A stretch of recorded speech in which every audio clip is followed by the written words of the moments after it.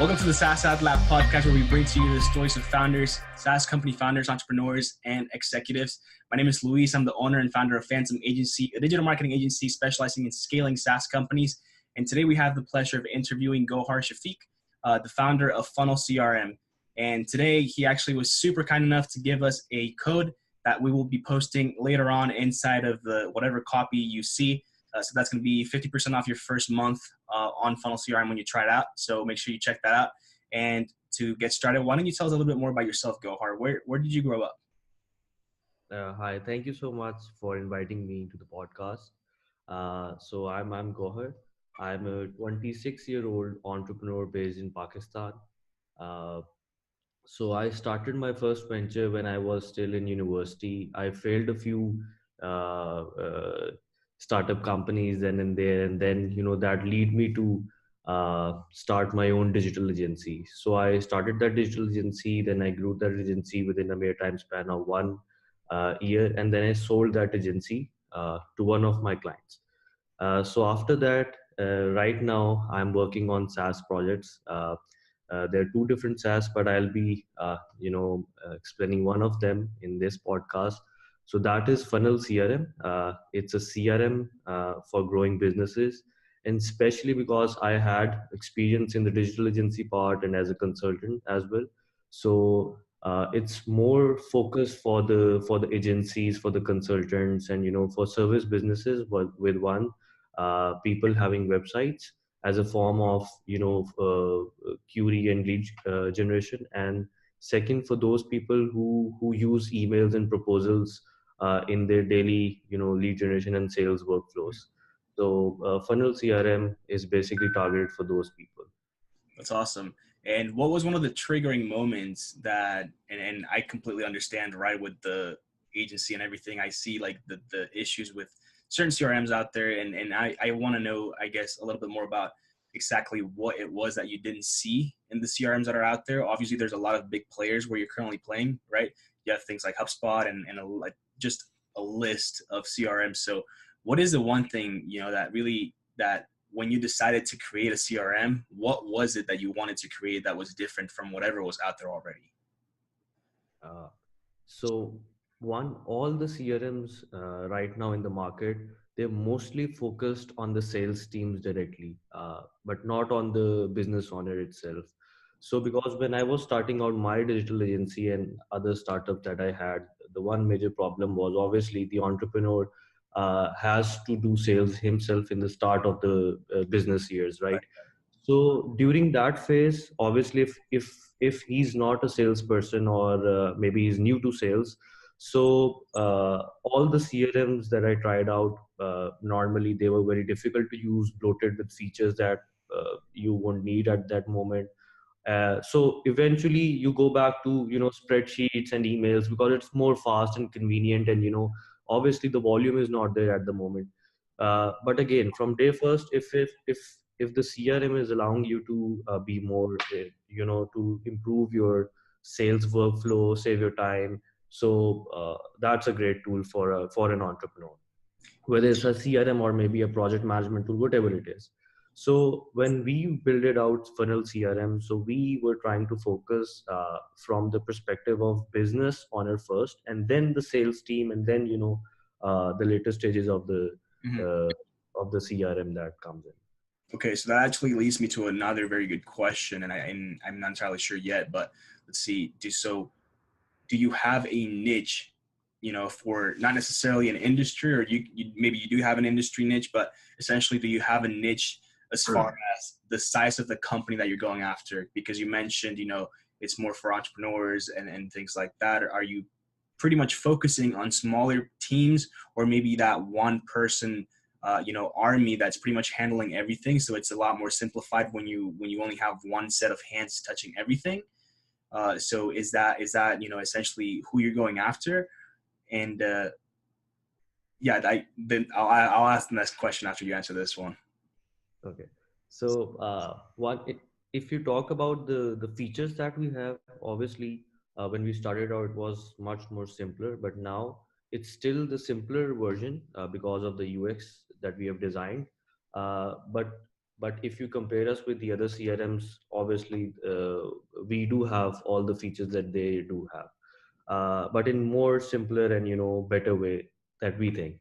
Mhm. But answering your question, so that is the one thing that I learned in the SaaS business, that initially when we started out, we were like, okay, this is a CRM for everyone. So Right. we went out, we spent a lot of marketing budget on Google Ads, Facebook, and everything, and we wasted money. Every penny was wasted, because we were generalizing the target market. We did not knew, okay, this particular segment is the one that is right for us. Mhm. So what we did was, we obviously, I did had a background in marketing, but once you become an SaaS entrepreneur, so it's like that, okay, get more users, acquisition is the first thing that comes into Right. your mind.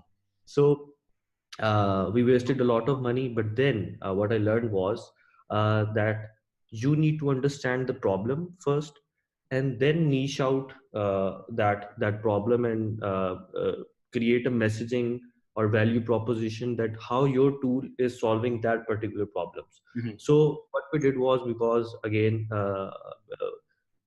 I was running a digital agency, so I knew the problems that digital marketers had when they start out sales. And then obviously in my network, I have other agency owners as well. So I started meeting them. I started, I gave them for the funnel for free to try out and use, and they became very good users. And the feedback that we got, so we got initially 2000 plus beta version users. So we improved on those feedbacks, and then we started the marketing again, but that it was much more niched, and the problem was clear to us and to the customers as well, and what we were trying to solve. So yes, this is targeted for small businesses, and especially for team sizes from 1 to 20, and like those. uh, uh, and then if you talk about the industries, so digital marketing, service businesses, so we are particularly targeting those industries at the moment. The digital agencies and things like that. Yeah, consultants, service professionals, freelancers. That makes sense. And when you say, that essentially, so you're targeting the small companies, right? Yeah, yeah. And your product is going to help them scale because it makes processes easier. So what happens, let's say theoretically speaking, that they outgrow your product? Is that something that you've seen where someone stays with you so long that essentially they're going to need something that is more robust?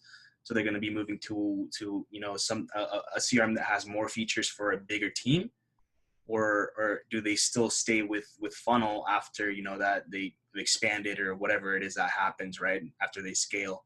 Do they stay with you still because it is such a simple CRM and it's just straightforward where they have everything that they need, or do they ask for more features? Are they seeking other solutions that could hit on some pain points that maybe Funnel isn't specialized in, since it's not made for the big companies, or something that's more of a medium size and not something that's just starting out? Very good question. So yes, we do understand that one part of a SaaS business is that you need to pivot very fast. Mhm. Otherwise, you would fail. Many startups, for example, if you take Instagram or many other popular startups, they started out with a different problem, trying to solve something else, and then ended up, what you see right now. Right. That is a journey of a typical startup business, that you need to pivot because the feedback that your customers are giving in, uh, that is much important than your own thinking that, okay, we need to develop this or that. Mhm. So yes, one first, we are trying to get a good market share in that segment, but we constantly think that that should not happen. Then when they scale using our software, uh, they don't move out to another CRM, or our software becomes useless for them. So what we're doing is, we are again trying to listen to our customers, current customers, and then adding more features. For example, when we started out the beta version, so it was just for one person, because we were focusing on just the freelancer. Mhm. uh, then when we grew the user base, so now recently we have added multi teams and permissions and roles, so you can add different team members and assign roles and stuff like that. So again, that is a simple feature, but uh, we are progressing like that. We are but again, the core principle is that we don't want to bloat the CRM, right? So we don't want to become another CRM that is, when you use it, it becomes bloated with useless features, and uh, so yes, we do want to remain in that category at the moment. But with the right integrations and stuff, if the product is useful, I guess it can be scaled to a certain extent. Right. And you mentioned earlier too that you had 2,000 users, I think you mentioned. Yeah, Is that what you 2000. currently have? What So are, it's go ahead. it's like now we are 3000 plus at the moment. Awesome. Uh, Yeah. So it's just 1 year. We came out of beta in Jan 2018. So in just a mere time span of like 8 9 months. I guess it is pretty much impressive at the Yeah, moment. that's awesome. Congratulations. That's huge. And so with something, such a fast growth, what are some of the, and you mentioned earlier, pivoting fast is extremely important when you're in the SaaS industry and things like that. So what are some of the issues that you've come across that, and then obviously you spoke about well, we only had one user at the beginning and now we need to think about bigger teams that maybe, well, it might be a digital agency, but maybe he has someone that's handling sales and he's handling all the fulfillment, but it's still brand new. It's just two people. And before you only had the ability to have one. So if they both wanted the CRM, they each have to get their own, and they can, match things up. And that's one of the things that you pivoted into, is adding the feature to allow an extra user, however many you can add now, right? And so other than that, what are some of the issues that you've faced that maybe if you didn't, implement, you wouldn't be where you're at right now? So one, SaaS is a very, very different, business model if we talk about, so one is your product. So you need to keep, learning and researching uh, what features should be there in the product to make it more useful for the customer base. And then second, there's this business side to it. What should be the pricing? How to acquire new users? How to, if the use so initially we had this great issue that we were not able to convert free trial ups signups to paid ones. Mm-hmm. So we did speaking. We added email drips. We added step by step tutorials and visits. We added help desk to solve those problems.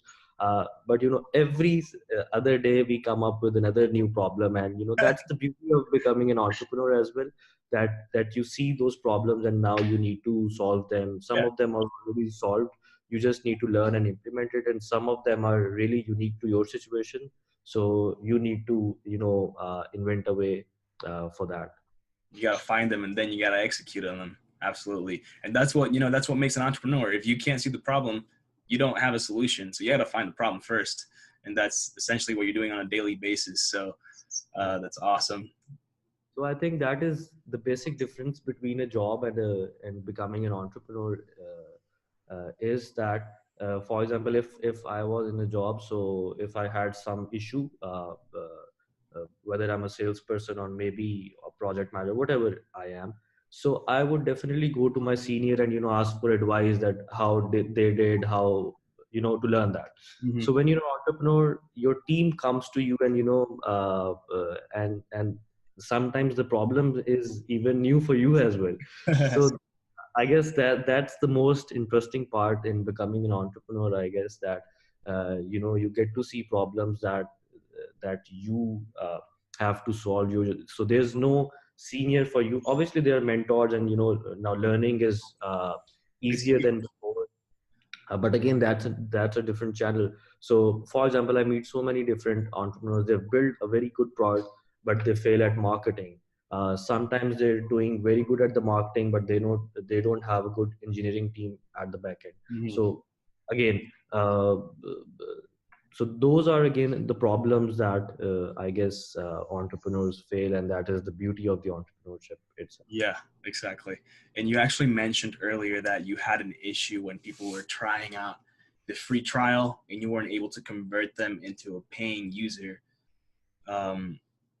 what are your thoughts on having a freemium or offering a paid trial, maybe with limited capabilities, or just doing like a certain date, and I think this is what you have going on right now, which is a 14-day free trial. So what made you go that route? Why not offer a freemium, or why not offer a paid trial with limited capabilities? Okay, a very good question. But I think you need to understand the industry that you are into. So right now, most of the CRMs that are totally free, they are not free because they're running it as a acquisition model. Like for example, Dropbox has a freemium model to attract new users. Mm-hmm. But for example, if we take HubSpot as a free CRM, so their core business model is not the CRM business. It's the marketing tool that they have. So it's just another m- acquisition tactic to get new users for the marketing platform, not for the CRM part, right? So one, you need to see your industry that you're into, what competitors are doing, what the industry is about. But again, that if maybe someone else is not doing that and you became the free player, or maybe add another different type of freemium or something like that, so that can be a good growth hacking strategy as well for your business. Mm-hmm. uh, but again, so what we analyzed was that the team size is very small for us at the moment. So if we started off with a freemium model and people were enjoying it, but we failed to understand how we can convert that person from a freemium to a paid plan, because if we cut out the features in the freemium plan, they would lose the value of the CRM. And they won't get So to try the other one, so they don't understand what's really there, right?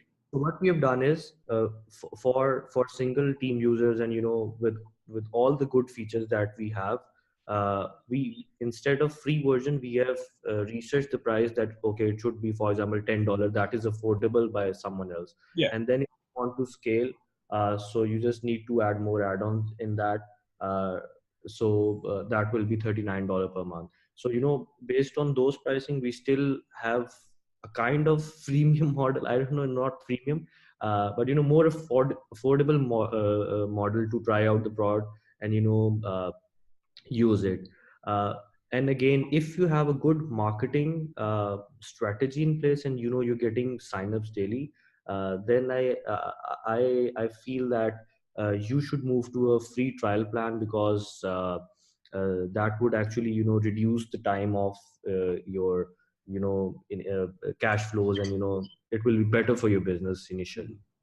And you touched on on acquisition levels, I guess, if you want to call it, essentially, um, getting people to convert, to go into the platform on a daily basis. And I don't know if that's the case right now with Funnel, but essentially you grew extremely quickly, and you also mentioned marketing strategies. So what's been the most successful one? Obviously you've been doing something extremely right to get that kind of growth in such a short period of time, right? So what was it that worked best for you?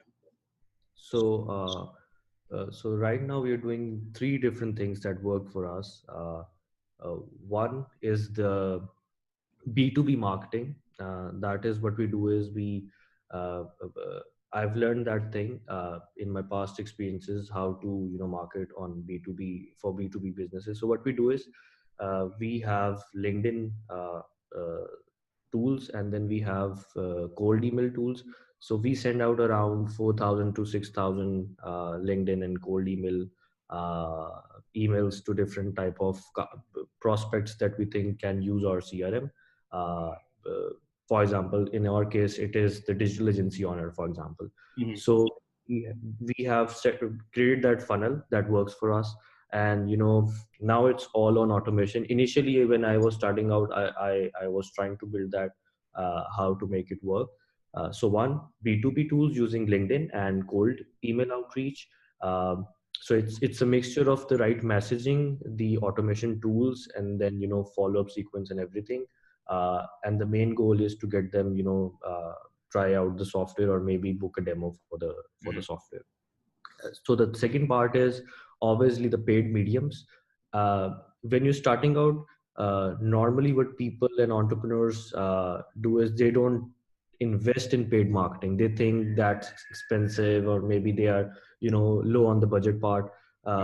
Because again, I had a background in the marketing, so I understood the value of, paid marketing. So we started off with Google ads, we failed miserably. Now we are on Facebook ads, and then we have PPC on other websites. So it's working well for us. And the third part is the organic part, where we're still, learning and trying to test those strategies out. So that's one, SEO. The second is the Cura. What we do is we try to find out questions directly related to CRMs, and we answer those questions instead of selling on those answers. What we do is we bring value to the answer and then link back to our product. So that is working very good for us. And one thing that I personally believe in is that was, a major success part for us was doing things that don't scale. So that is a very good message by the founder of the Y Combinator, that when you're starting out your businesses or startups, so you need to maybe do things that you cannot scale in the later parts, but you need to do out. For us, it was like I was meeting around 3 to 4 different people every day. My contacts, my second reference contacts. So I just went there to their office. That's it. I just knocked their office. I sat with them and tried to gave them the idea about my CRM, and have them test it initially. Uh, Obviously, I cannot scale it to much extent, but that was the success for me. And I'm inspired by the founder of Pinterest. So what he did was that initially he went to different coffee houses. He went there and asked people that, okay, I've made this website, can you please sign up and use this? So it was like, so he acquired users like that. Obviously that's not scalable, but as an entrepreneur, when you're starting out, you need to do some type of those things that maybe other big companies cannot do because they cannot scale it. Mhm. uh, but you can do that. Can be personalizing the message, that can be going directly to the customer, or any other growth hack. Right. And let's see here. So what and you mentioned you were going, to the offices of people that would find value in your product, and I noticed on your website you actually have a link on the very bottom for an affiliate program. And what have you seen has that been successful for you, or is that something that maybe it's good to have on there, but it's not been something that has had a very strong impact on the growth of the SaaS company? So right now, because yes, we wanted to do influencer marketing, but we just started out the affiliate program at the moment. So at this stage, it's not something that it's bringing revenue for us. But I think if done properly, because we're not doing it properly, we just have that feature, but we're not outreaching different influencers and affiliate marketers to actually promote our program. Mhm. So there's another key lesson for other entrepreneurs and people out there, that sometimes you just build a feature that, okay, this should be there, but you don't actually work on promoting that feature, or maybe that marketing strategy. So for example, we do have a affiliate program, but we have never marketed it like it should be to get results for us. So obviously we are fairly new, so no one would be interested in trying out a new product and then start marketing it, unless we do provide them very good commissions and help them with their content and stuff like that. So uh, right now it's not working for us, but yes, we do have plans that how to make it work for us in later stages, but that's not the focus for us at the moment. Right. Okay. And essentially, I mean, if I was using Funnel, for example, and I love the product, right? I just completely love everything about it, and I'm gonna tell people, right? So if I'm gonna tell my friends, and I happen to have huge connections, and I just drop a link somewhere, right? And then it happens that you just get a bunch of signups from this one person that you didn't even have to tell to do it, because they knew that the program was there. and they decided, well, if I'm going to share this, might as well get something back from it, and help a company that I love at the same time and get something back for myself. So I think even if it's not something that you're going to be pushing out constantly and trying to get people to sign up for it, I think it's important to have something like that where you are giving value essentially in one way or another to your users, right? So if they wanted to do it, there is the option to do so. Yes, yes, definitely. That was the point of having affiliate program initially. And so another question that I have right now too is, what is the main focus? Your main focus at the moment with Funnel. What is something that you're currently struggling, and what is something that you're currently doing to make some impact in whatever that is? Okay, so if we talk about the the business part, so the main problem that we are having is, obviously to reduce the cost to acquire a new customer, uh, uh, because but I guess we are in a stage that we are still testing out different type of marketing strategies, and uh, shredding out the ones that not working for us. Uh, if we talk about the roadmap for the funnel itself, obviously I want funnel to become a go-to tool for the salespeople and business owners. So we are adding new features at a very good pace. For example, in this next build, what we are doing is we have automatic triggers, we have automatic follow-ups, reminders, and tasks, and these are some of these features are not out there in other CRMs. For example, uh, what we do is you'll get automatic task notifications. For example, if you had a meeting and you came back from the meeting, you'll have this task created for you to add minutes for the meeting. Mhm. So if your uh, lead is inactive for like 14 days or maybe 10 days, you'll get a new task for that okay, you need to follow up this lead. So some type of these type of automated tasks, so we're working on that as well. Then we're working on integrations with Zapier, with Facebook leads, with obviously other platforms out there. So but again, as a entrepreneur and as a product manager of the company as well, so you need to think, you need to focus on the features that your users are telling you to make. That's very much important. Before that, I used to have another SaaS that I sold. It was an accounting software. So what we did was, initially was we were just building out, and not listening to the customers Without directly. knowing what people were looking for. Yeah. So we ended up with a obviously features were there, but when we actually started marketing it, and people came to us, so many of the features was useless for them. Mhm. They would never try that out, and it's just a waste of money and time and resource on that. So I learned that hard way.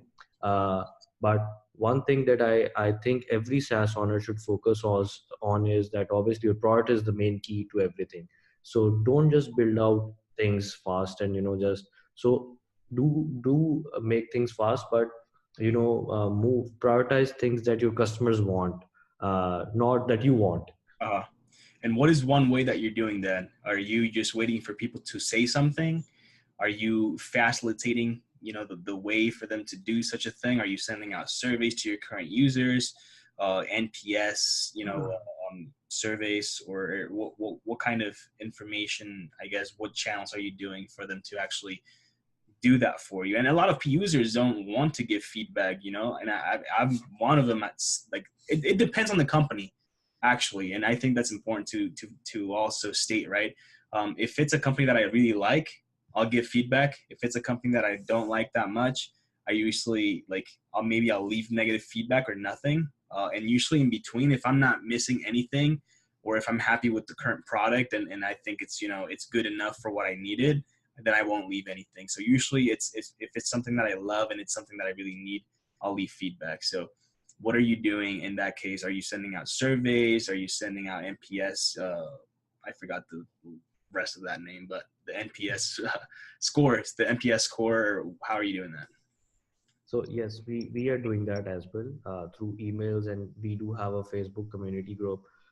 Then uh, we also have a feedback module on the website that you can add the feature that you want and vote it, and then by the voting we get to know that okay, this is the one that we need to plan out fast. And these are all the typical things that you will do, and you're right, if people love your product, they would love to add their feedback to it. If they don't, they won't do that.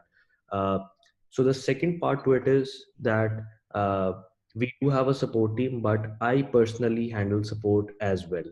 Okay. So we have a rule in the company that of the directors of the company, and then the engineering team of the company, they need to dedicate their time on weekly support.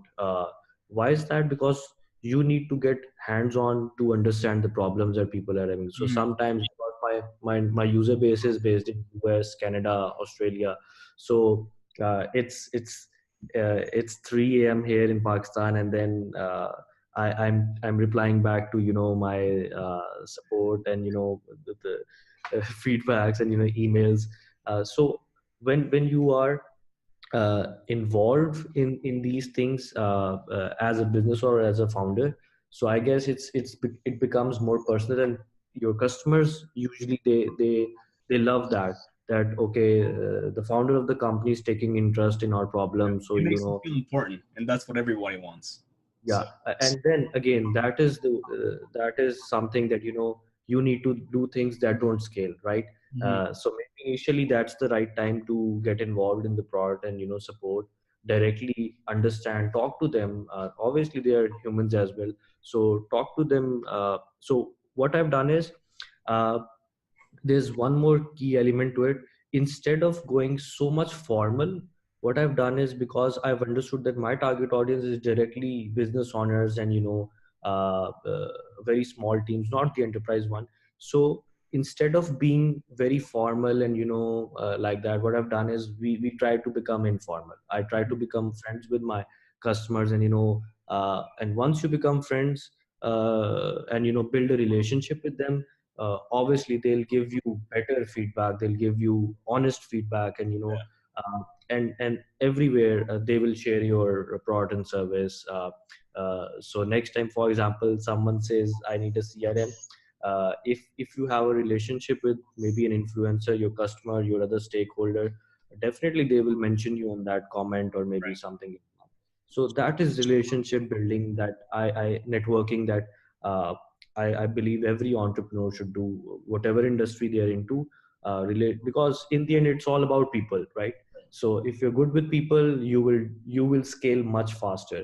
Mhm. If you're not good with people, maybe you'll grow the business, but the rate of growth will be and scale will be very slow, I guess. Okay. Awesome. Awesome. Great information. Great feedback. And Gohar, we're kind of closer to the end of the meeting, and I know you have other stuff going on. So I just want to ask a couple more questions. And essentially, this next one is, what is your favorite book? So there's multiple of them, uh, but I personally like The Miracle Morning Okay. and Rich Dad Poor Dad. Okay. So Rich Dad Poor Dad was my first book, so I love it that way, because it because before that I used to read, but it was more like fiction books and story books and Mhm. Harry Potter and whatever. So when I read that book, it totally blew my mind. Okay, Yeah. this is the real world that we are into, not the other stuff.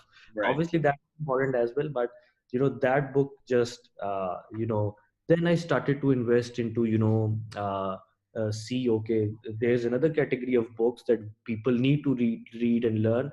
Yep. And one thing I believe is that in your universities, your schools, and colleges, they don't teach you this stuff. At No. least they need to guide them that okay, apart from your course books, you need to read these particular books, and I think they should be mandatory for them, Yeah. for university student. So that was one book that changed my life, perspective of then obviously I got more motivated to read similar books on Like those on kind of books. investing. Yeah.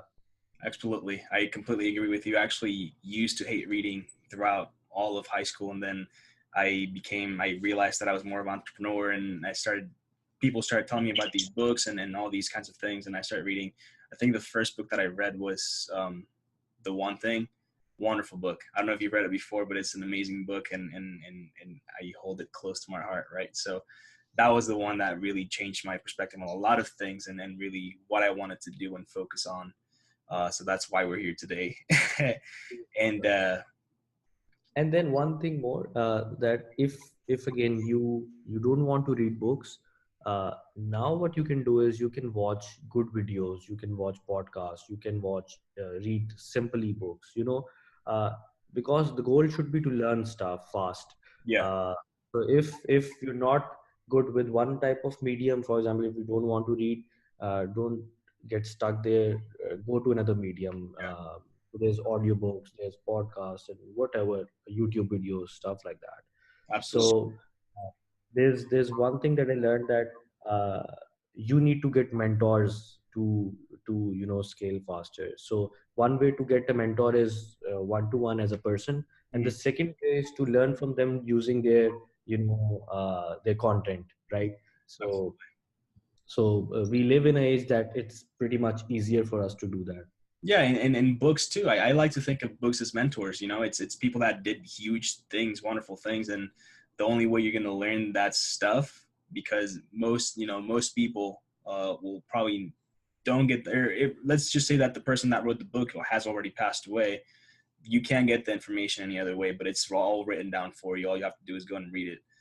So I like to think of books like, it's a personal mentor. They're telling you literally step by step items, like Principles by Ray Dalio. Amazing book.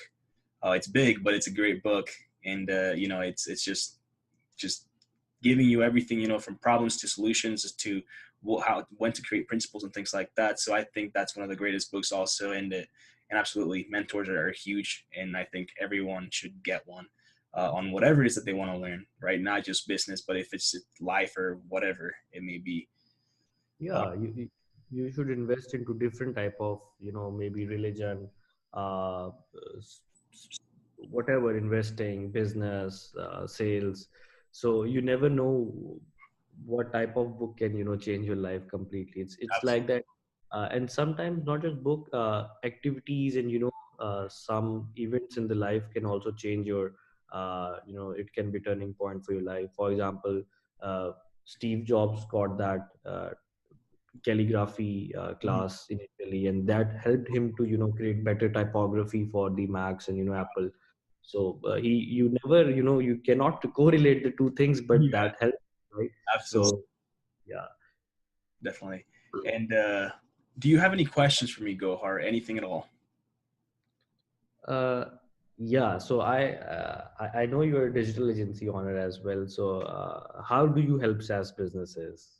So we focus on really digital advertising, whether it's Facebook advertising, Google advertising, YouTube display, all those different things. And we try to, and we focus specifically on subscription based SaaS models.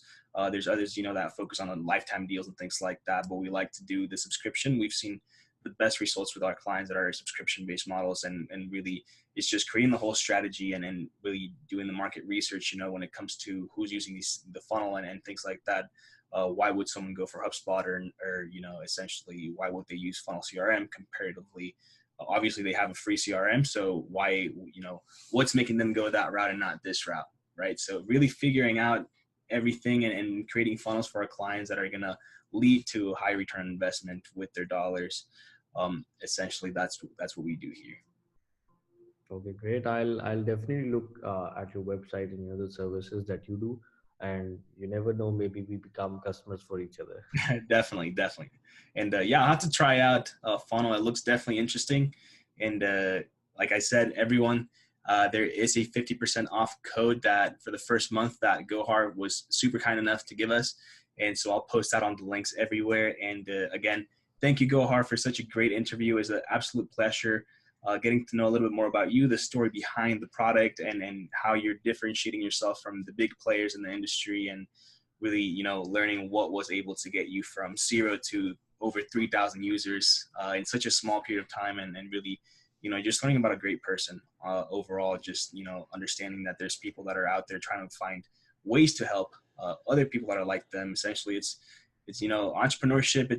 I think it's trending right now, and everyone wants to be an entrepreneur, but I feel like very few people actually know what it takes to become one and really, execute on the things that they want. It's not as easy as people make it seem. It's not just, all these nice pictures on Instagram of you at the beach with a computer. Um, and that's what a lot of people think, but it's just putting your head down for long, long hours and really just taking action on your ideas, right? Even entrepreneurs want to become that. Exactly. So right. So that's it's just a highlight reel of really the good times, and everyone that's out there on Instagram, posting all these beautiful pictures of the beach and all that. They've all spent a lot of time with their head down without doing much, other than just be working. So there's that. And again, it's always great to learn about people, creating great companies around the world. And I appreciate your time. And thank you for everyone that's listening, watching the podcast. And again, this is super new, but we've enjoyed it a lot. And just getting to know these people is amazing. So the podcast is available on all major podcast platforms as well as YouTube. And where can people find you, Gohar? So I'm on Facebook, LinkedIn. You just need to type my name and I'll be there. And I'll share my website link as well. It's gohar.me.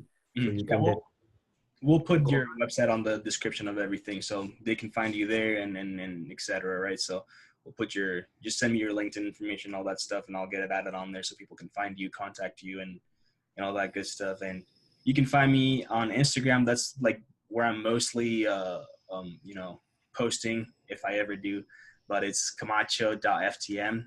And also you can find the Fantom agency at phantom.agency with an F.